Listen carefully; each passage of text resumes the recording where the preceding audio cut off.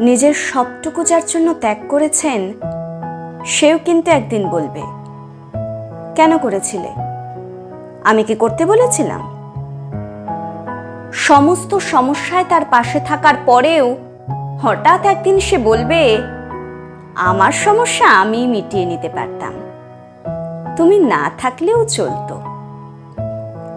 তার সমস্ত হারিয়ে যাওয়ার সম্পর্ককে চেষ্টা করে তার কাছে ফিরিয়ে দেওয়ার পরেও আচমকা সে বলবে, আপনি নাকি তাকে একা করে দিতে চান।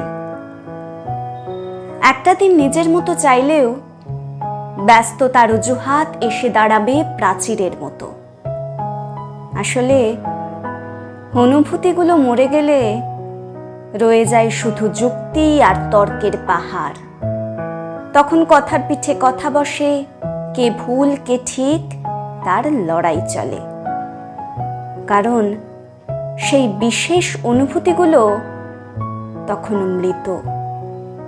তাই যার জন্য সবটুকু ছাড়ছেন, সেও কিন্তু একদিন বলবে স্বার্থপর। সেটা বুঝে নিয়েই ত্যাগ করুন, কষ্ট কম পাবেন। কারণ আমরা মুখে যতই বলি, এক্সপেকটেশন রাখি না। আসলে ভেতরে ভেতরে কিছু চাওয়া তো রয়েই যায়। একটা একলা সন্ধে, একটা নিশ্চিন্ত বিকেল, হয়তো তখনও চেয়ে যাই মনে মনে।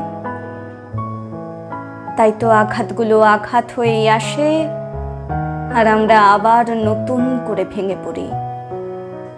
তাই তো মনকে বারংবার বলি, চল জটিল হয়ে যাই। কিন্তু অবাধ্য মন তবু আশা করতে ছাড়ে না। আশা থাকলে আশা ভঙ্গও থাকবে নিশ্চিত। জীবনটা ঠিক পাহাড়ের বাঁকের মতো, অসম্ভব রহস্যময়।